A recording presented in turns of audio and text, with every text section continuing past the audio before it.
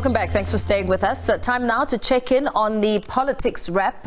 Natasha Phiri standing by to unpack the elements of the big story of the day, whether or not former President Jacob Zuma will appeal his expulsion after what we heard today from the ANC. Natasha, it's all, of course, a wait-and-see game. Thank you so much, Mpho. Indeed, it is a wait-and-see game. But, of course, the former president has 21 days, of course, to appeal this ruling. But to the story now, it's still unclear whether former President Jacob Zuma will appeal his expulsion from the ANC, as he has 21 days to do so. The ANC earlier confirmed that the party's National Disciplinary Committee resolved to expel Zuma after he was found guilty of prejudicing the integrity of the ANC, acting in collaboration with Umkhonto we Sizwe party.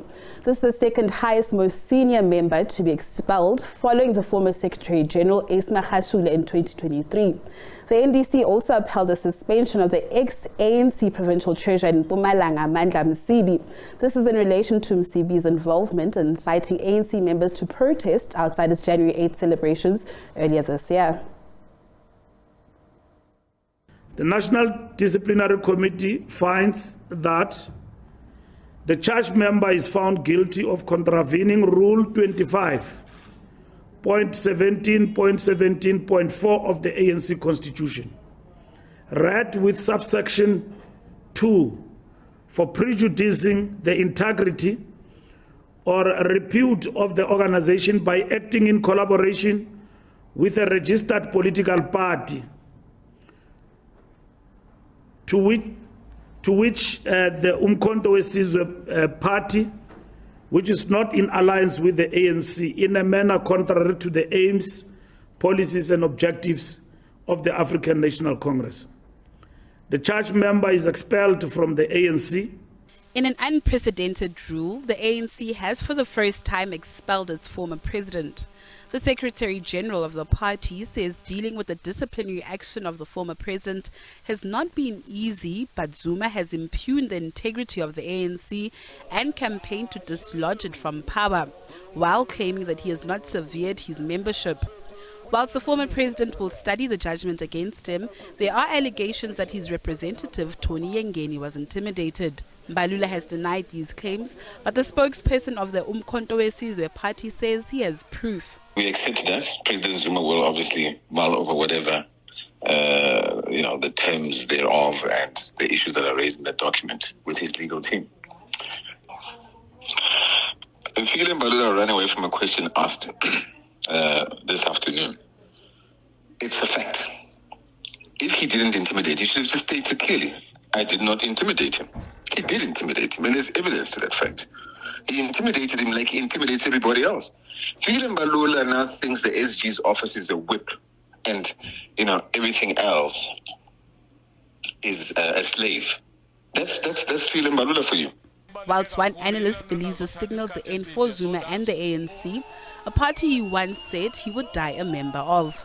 I think that if the ANC wants to preserve any kind of integrity and wants to rebuild the party, it cannot do so whilst the former president is still within its ranks, because he cannot have one leg in the ANC and another in the MK. And so I do think that even within the 21 days, if he does appeal this decision, I think that appeal is going to be turned down. This is definitely the end of the road, in my opinion, for Jacob Zuma and the ANC.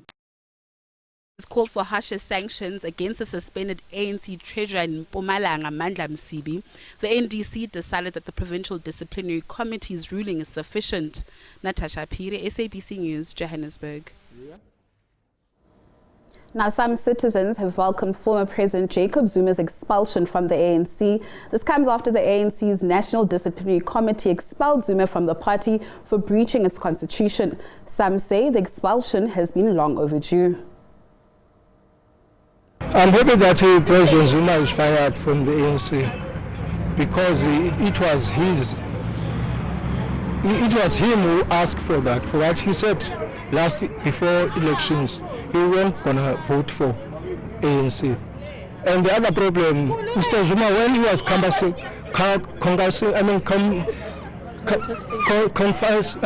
the MK, he said to the people he will not lose his membership for ANC, meaning that he was telling lies to the people so that they may vote for MK as if it is ANC.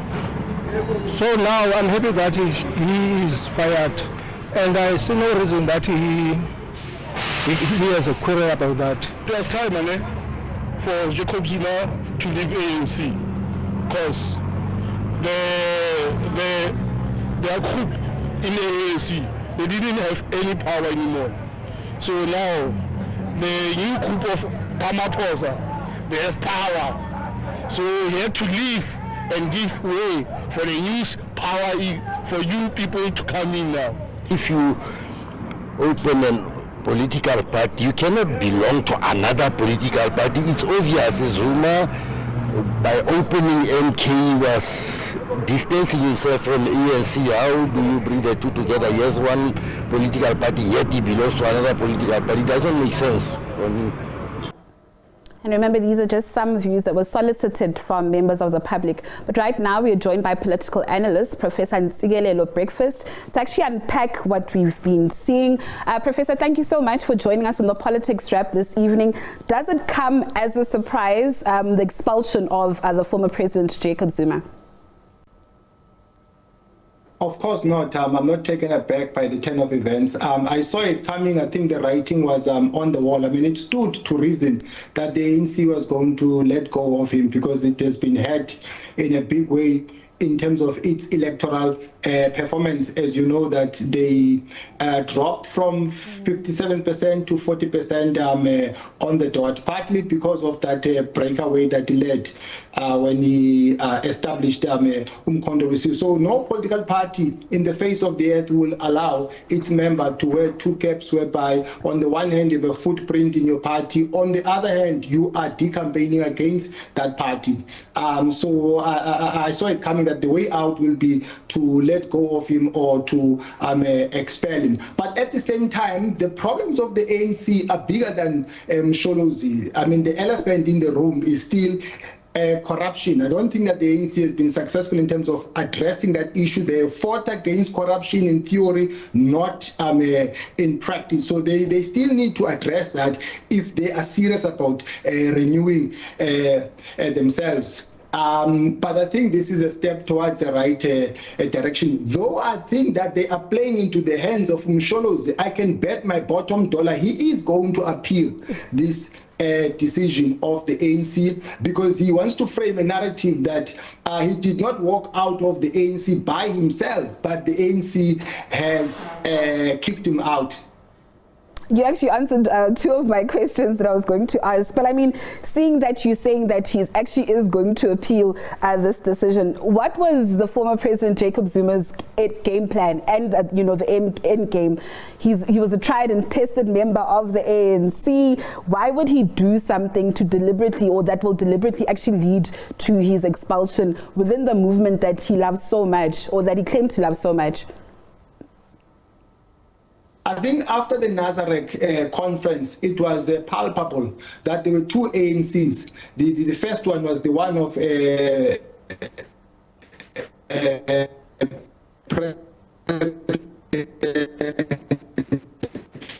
Ramaphosa. The second one was the one of Msholozi.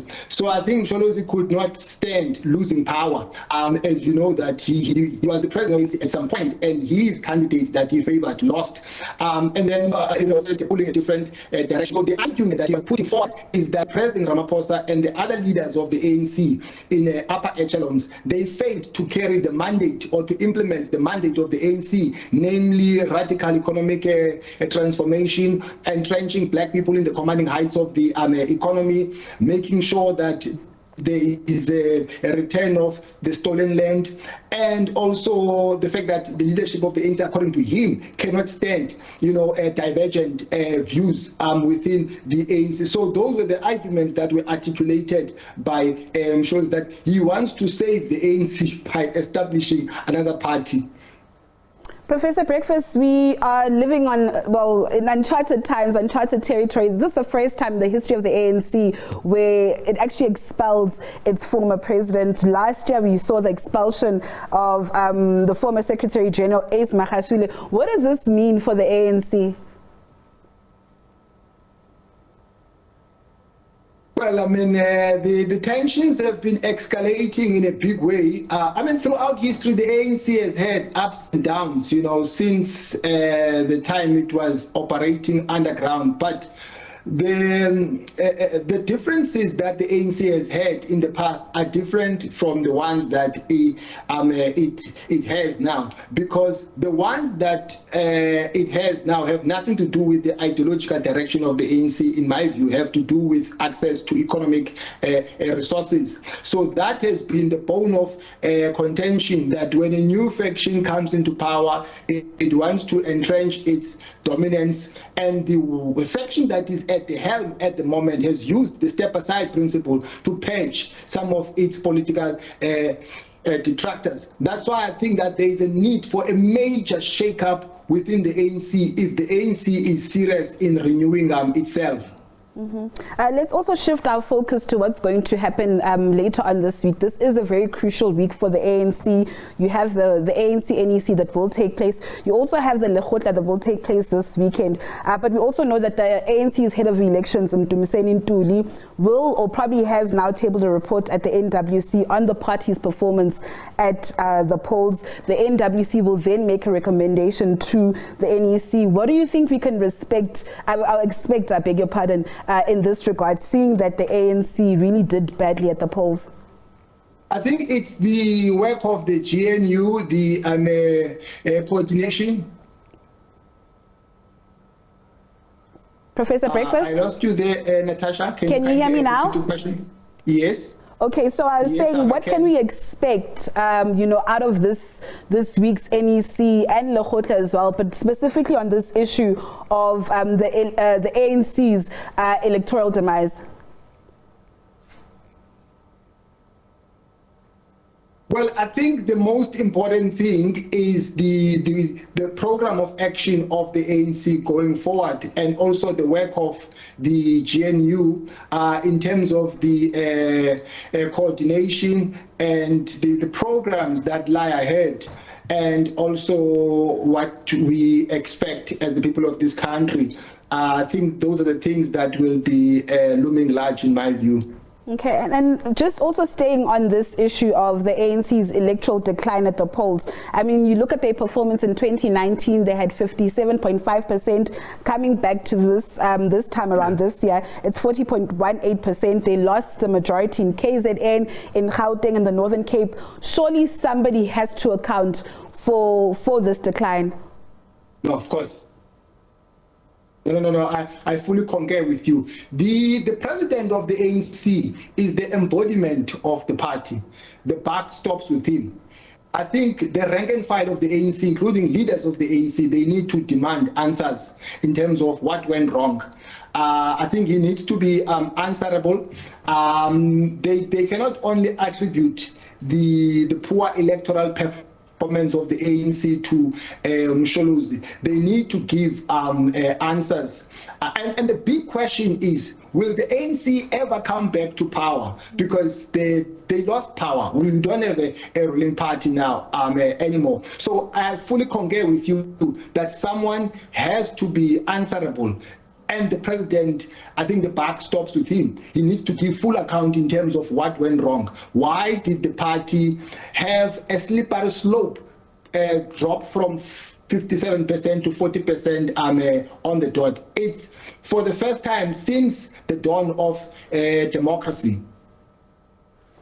Professor, there's another party that also, also recorded electoral decline at the polls, the EFF. We've seen there the party was celebrating its 11th anniversary over the weekend. In terms of their decline, from 2019, they recorded about 10.8% to 9.52% now at the recent polls. You heard the party leader, Julius Malema, addressing attendees there, and Kimberley saying that heads must roll for the electoral decline, specifically in provinces like the Northwest, the Bojanala region, where 25,000 votes were actually lost. And we heard there Malema saying that there's no explanation why so many votes were actually lost in that province. Your reaction? Yeah, I think the EFF was dealt with a blow in a big way by the ushering in of Umkhonto weSizwe.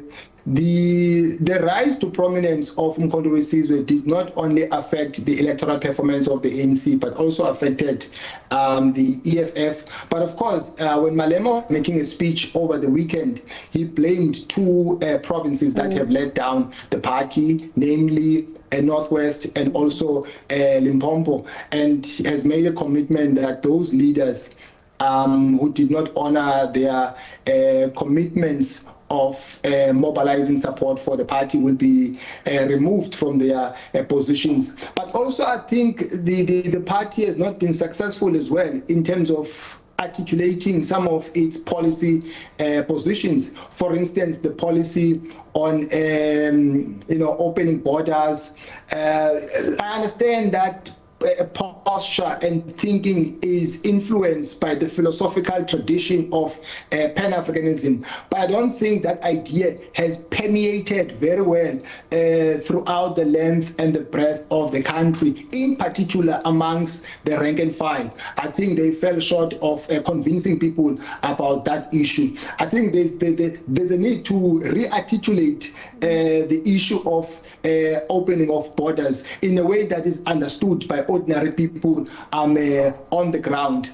But of course, the party also will be having an upcoming conference, which is good. I think they are practicing democracy as opposed to other political parties, which is all well and good. But the question is, Mr. Julius Malema, is he going to come back as the president of the party, given the fact that the party has not done well?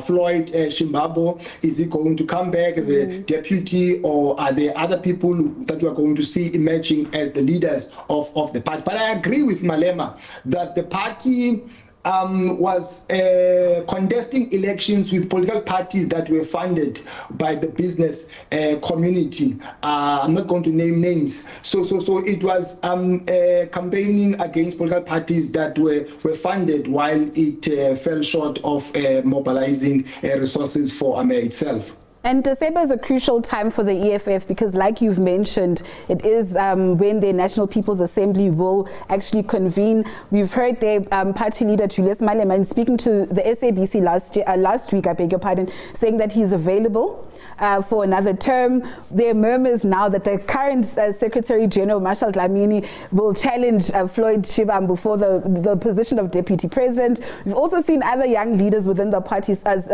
mobilizing support for Mbuyiseni Ndlozi to actually take over as the Secretary General. How do you think, or how do you see things panning out? I don't imagine the EFF without Julius Malema. I mean, he's the image of the party, and he appeals very well to many South Africans, in particular young people. But of course, there are concerns in some quarters in terms of how maybe members of the EFF speak to old people. Some people think that they need to try a different approach so that they are seen to be respectful to elders. But I think they've done very well for themselves. I mean, it's a party that is led by young people. They need to tap themselves on the back for a good job well done, despite the fact that they've had a slippery slope, dropping from a third position to a fourth position. Mr. Breakfast, thank you so much. Professor Breakfast, thank you so much for your time and for your insights. That was political analyst Professor Ntsikelelo Breakfast, just unpacking certain issues that actually made the headlines, not only today, but of course the past weekend. I can tell you it is going to be a very busy week for the ANC. You've got the ANC NEC. You also have the ANC Lekgotla taking place this weekend. But of course, as SABC News, trust us to deliver all these stories for you. So that's all that we have for you tonight on the Politics Wrap.